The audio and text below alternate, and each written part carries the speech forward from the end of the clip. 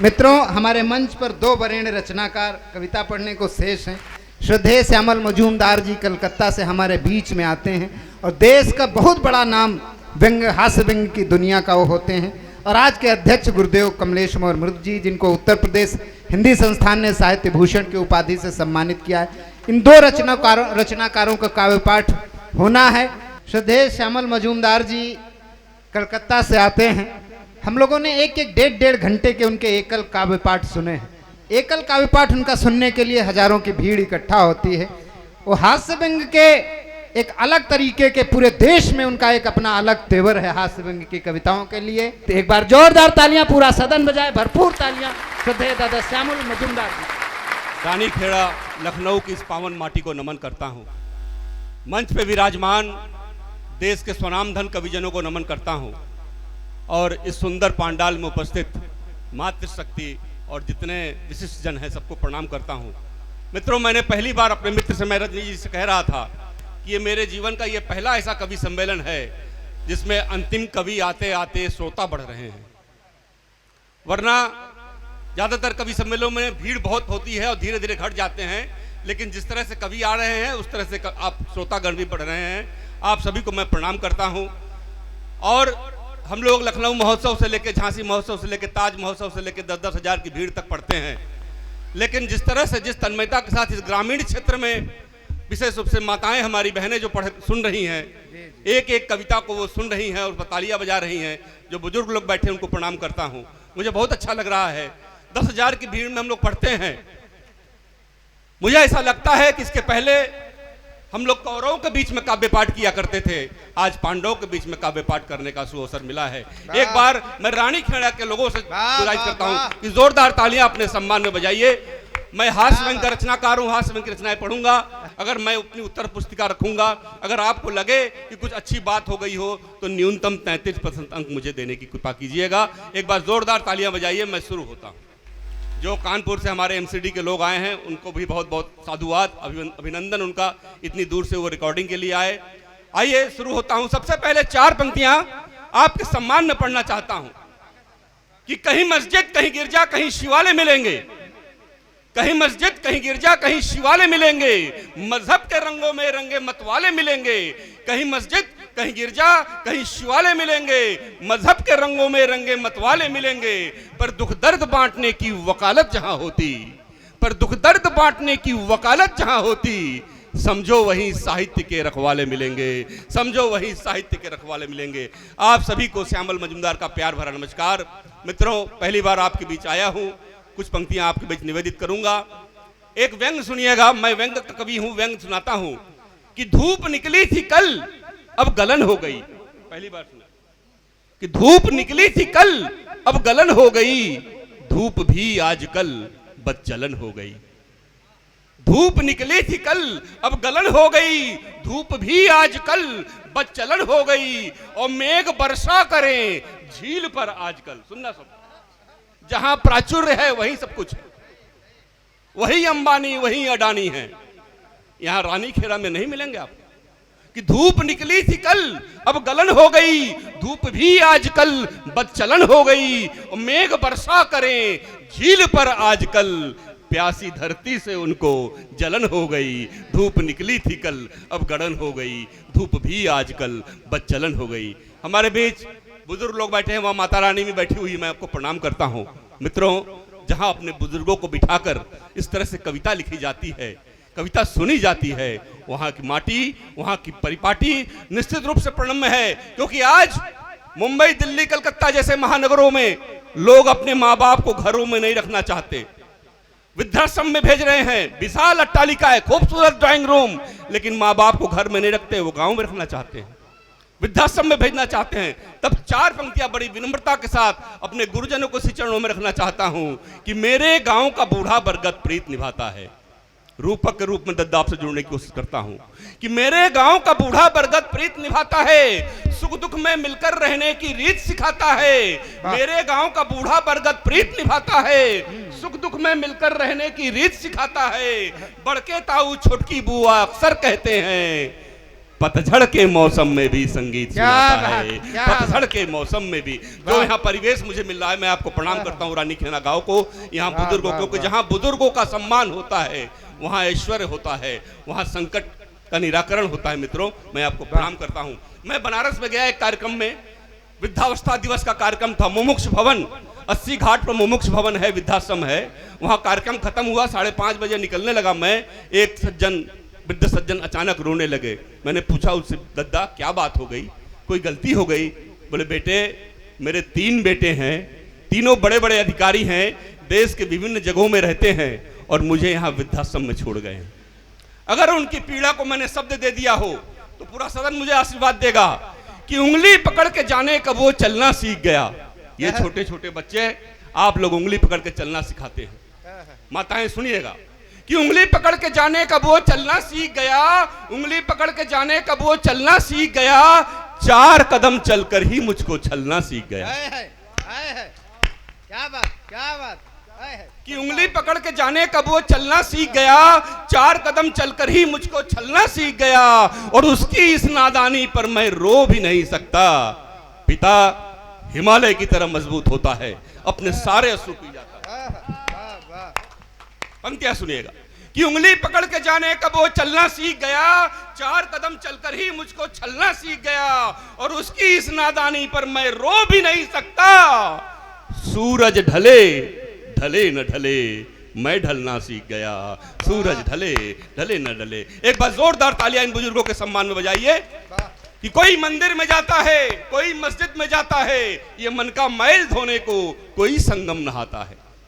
कोई मंदिर में जाता है, कोई मस्जिद में जाता है, ये मन का मैल धोने को कोई संगम नहाता है। अगर माँ बाप के चरणों में थोड़ा जल चढ़ा ले, जो हमारे बीच नौजवान दोस्त है रानीखेड़ा के, मैं वो अमृत देके जा रहा हूं। अगर आपने जीवन में इसका अनुपालन किया तो आपको सुख, समृद्धि और ऐश्वर्य की कमी नहीं होगी।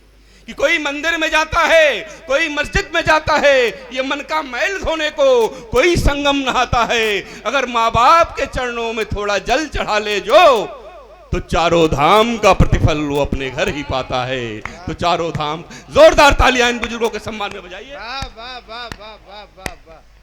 और अगर किसी आचार संहिता का उल्लंघन न हो रहा हो तो एक बार मेरे सम्मान में जोरदार तालियां बजाइए। अब मैं शुरू होता हूं। मैं हास्य व्यंग्य रचनाकार हूं। लखनऊ में एक से एक शायर हुए। नूर साहब कहा करते थे कि जिंदगी से बड़ी कोई सजा ही नहीं, जुर्म क्या है पता ही नहीं। मैं आजकल लखनऊ में हूं और अपने कार्यालयीन कार में यहां आता रहता हूं। पंक्तियां निवेदित करना चाहता हूं कि जिंदगी से बड़ी कोई सजा ही नहीं, जुर्म क्या है पता ही नहीं, लेकिन मैं हास्य व्यंग्य रचनाकार, मुझे कोई सीरियसली लेता ही नहीं। पता नहीं क्या लिख जाए। कुछ पंक्तियां सुनिएगा बिल्कुल, और आपके रानीखेड़ा में भी आपको वो दिखाई देगा। सुनना भैया। स्वागत। कि सियासत में अंधी कमाई न होती। अगर यहाँ कोई सियासत के लोग हो तो माफी चाहता हूं, मुझे सकुशल लखनऊ तक जाना है, अपने घर तक जाना है। कि सियासत में अंधी कमाई न होती तो चेहरे पे उनकी लुनाई न होती। और अगली पंक्ति पर अगर करारा व्यंग हो लखनऊ के स्टाइल का तो आप आशीर्वाद देना कि सियासत में अंधी कमाई न होती तो चेहरे पे उनकी लुनाई न होती। अगर कुत्ता उनका गटर में न गिरता तो सीवर की जल्दी सफाई न होती। कि सियासत में अंधी कमाई न होती तो चेहरे पे उनकी लुनाई न होती। अगर कुत्ता उनका गटर में न गिरता तो सीवर की जल्दी सफाई न होती। और एक सच्चाई से रूबरू कराना चाहता हूं आपको कि ट्रैफिक पुलिसमैन तो मर जाता भूखो। हम लोग कोसते जरूर हैं उनके, लेकिन उनकी मजबूरी देखिएगा कि ट्रैफिक पुलिसमैन तो मर जाता भूखो जो नाके पे ड्यूटी लगाई न होती। जो पड़ोसन के घर में कनेक्शन न होता, एक हाथ सुनिए, कि जो पड़ोसन के घर में कनेक्शन न होता, जो पड़ोसन के घर में कनेक्शन न होता, रजनीश ने कटिया फसाई न होती। जोरदार तालियां भाई रजनीश जी के लिए। बहुत अच्छी कविताएं पढ़ी, लेकिन मातृ शक्ति बैठी हुई है, छोटी छोटी बिटिया बैठी हुई है। माता रानी मैं आप पंक्तियां देना चाहता हूं। एक छोटी सी बिटिया इतनी बड़ी 7 साल की मेरे सामने आई। मैंने उससे पूछा, बिटिया तुम्हारी इतनी जल्दी सगाई क्यों हो गई? वो मेरे तरफ अवाक दृष्टि से देखने लगी। तभी उसका पिताजी मेरे सामने आए। मैंने यही प्रश्न उनसे दोहराया। जो दर्द, जो व्यथा, जो वेदना उस पिता के चेहरे से परिलक्षित हुई, दो पंक्तियां विनम्रता के साथ देना चाहता हूं स्वागत। कि जो गलियों में लुच्चे लफंगे न होते, उस पिता का दर्द। पूर्वांचल की वो बेटी जिसका नाम निर्भया था, दिल्ली की सड़क पर 5 घंटे तक जख्म में पड़ी रही, कोई उठाने वाला नहीं था। तब कहना चाहता हूं कि जो गलियों में लुच्चे लफंगे न होते, जो गलियों में लुच्चे लफंगे न होते, यूं कच्ची उम्र में सगाई न होती। तालियां बजे माता रानी की तरफ से। कौन नहीं चाहता बेटियों को पाले, बेटियां बढ़े हों। बेटियां जब चहकती हैं ये फूलों सी महकती हैं, निहित इनमें है दावा नल, ये अंतस से धधकती हैं। क्या बात। चाहती हैं उड़े नभ में, न हो बंधन कहीं पग में, चले हर पल सदा निश्चल, बहे अविरल रहे निर्मल, धरा की ये विरल थाती, दिए के संग जले बाती, ये जलती हैं शमा बनकर, ये जलकर भी महकती हैं। बेटियां जब चहकती हैं ये फूलों सी महकती हैं, निहित इनमें है दावा नल, ये अंतस से धधकती हैं। तब कहना चाहता हूं कि जो गलियों में लुच्चे लफंगे न होते, जो गलियों में लुच्चे लफंगे न होते, यूं कच्ची उम्र में सगाई न होती। और पसीने की कीमत जो दुनिया समझती, पसीने की कीमत जो दुनिया समझती, किसानों ने फांसी लगाई न होती। वाह वाह वाह वाह वाह वाह वाह वाह वाह वाह वाह। पसीने की कीमत जो दुनिया समझती, किसानों ने फांसी लगाई न होती। और वैसी दरिंदे जो पाले न जाते, निठारी की घटना भी आई न होती, निठारी की घटना भी आई न होती। अगर मुझे 33% अंक मिल गया हो दद्दा, तो मुझे आशीर्वाद दीजिए। मैं 50% अंक लेना चाहता हूं। क्यों भाई? भाई चेतराम अज्ञानी जी ने मुझे आमंत्रित किया है, मैं उनको साधुवाद देता हूं। कैसे सुविध श्रोताओं के बीच में मुझे पहले पढ़ने का मौसम मिल रहा है। बच्चे बहुत बैठे हुए थे, अभी तो चले गए। एक रचना बजट पर मेरी रचना है, बड़ी प्रचलित रचना है, यूट्यूब वगैरह में भी आप देख लेंगे, श्यामल मजूमदार कवि, तो यूट्यूब पे भी सुनेंगे देंगे। 2 बच्चे, बाराबंकी के 2 बच्चे, अमल और विमल, गांव के उसारा में पढ़ रहे होते हैं कि अचानक एक बजट का अखबार आता है। बजट को पढ़ते हैं 2 छोटे छोटे मासूम बच्चे। सुनिएगा, पहली बार आप भी सुनिएगा। स्वागत है, स्वागत है। बजट आया तनाव लाया, अमल झटपट बजट पढ़। विमल अमल से कहता है, बजट आया तनाव लाया, अमल झटपट बजट पढ़, हंस मत बस हाथ मल, अमल झटपट बजट पढ़। क्या बात है। और पहली लाइन पढ़ता है बाल शैली में, अंग्रेजी शराब सस्ती। बजट में यही होता है। अब बताइए, अब उस बच्चे की प्रतिक्रिया, अंग्रेजी शराब सस्ती, मतलब सस्ती हो गई मस्ती, अब अम्मा अधिक पिटेगी, आगे पढ़। हाय हाय हाय हाय हाय, क्या बजट। अरे तालियां तो बजाइए, कंजूसी ना कीजिए, व्यंग ला के दे रहा हूं आपको। घर घर की समस्या है ये कि अंग्रेजी शराब सस्ती, मतलब सस्ती हो गई मस्ती, अब अम्मा अधिक पिटेगी, आगे पढ़।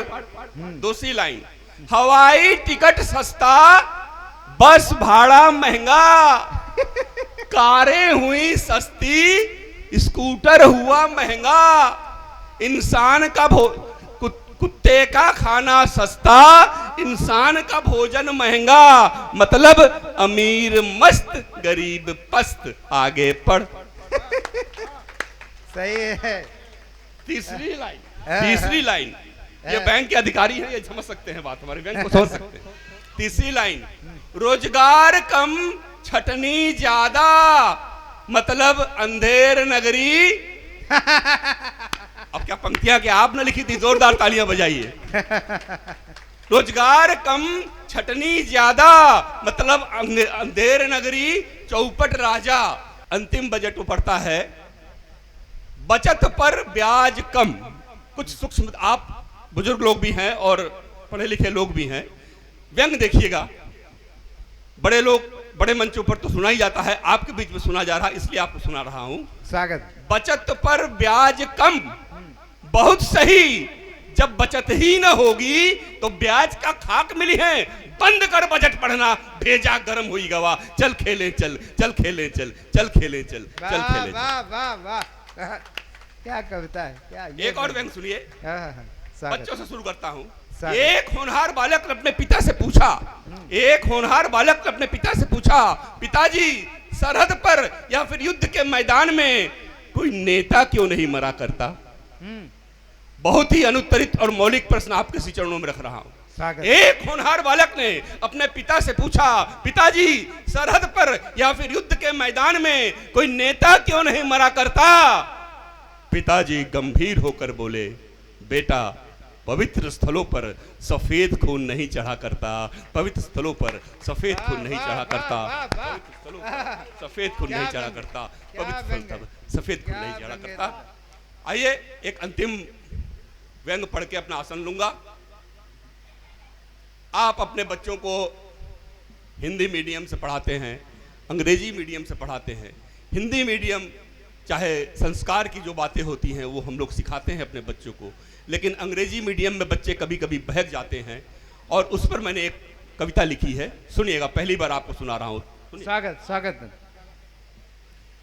कि थोड़ी सी अंग्रेजी पढ़ ली गुब्बारे से फूल गए। पढ़ाइए, अंग्रेजी पढ़ाइए, लेकिन अंग्रेजी का विकार ना आए।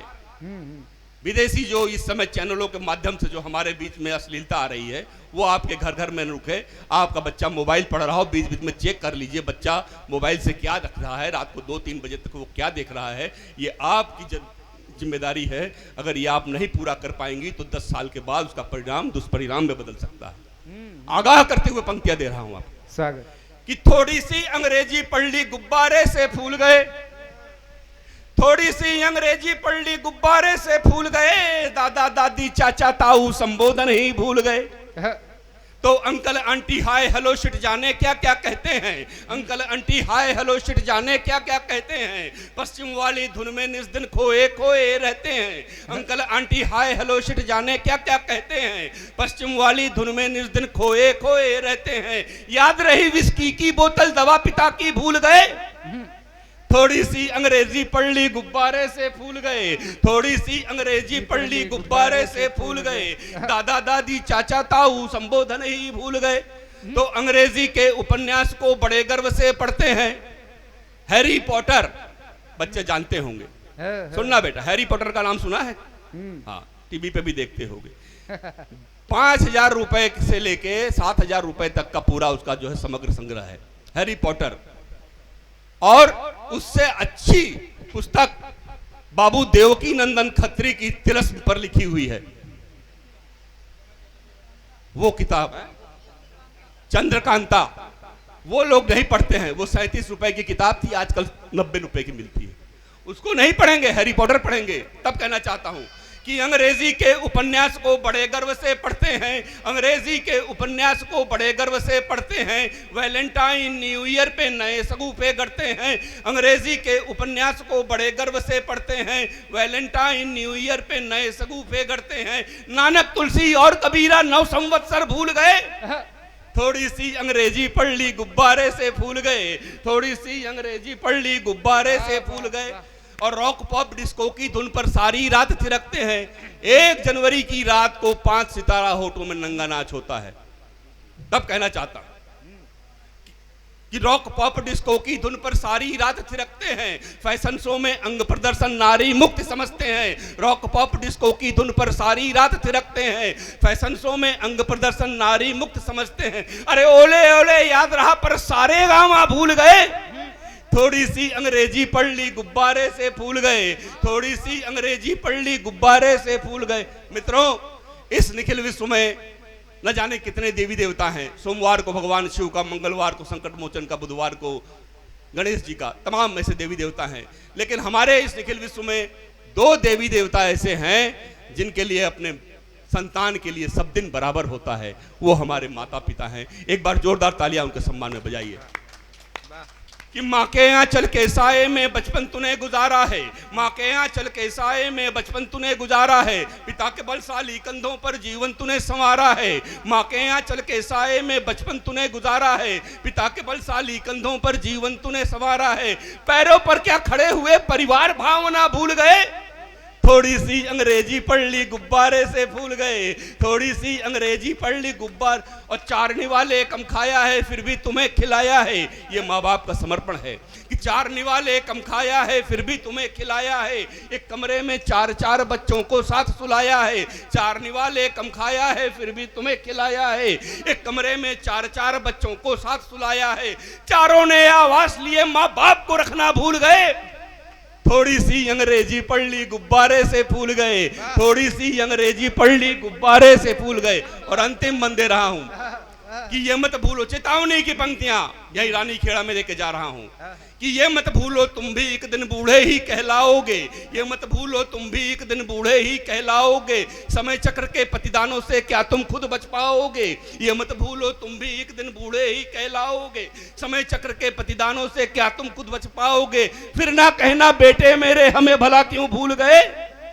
थोड़ी सी अंग्रेजी पढ़ ली गुब्बारे से फूल गए, थोड़ी सी अंग्रेजी पढ़ ली गुब्बारे से फूल गए। दादा दादी चाचा ताऊ संबोधन ही भूल गए। बहुत बहुत धन्यवाद, बहुत बहुत आभार।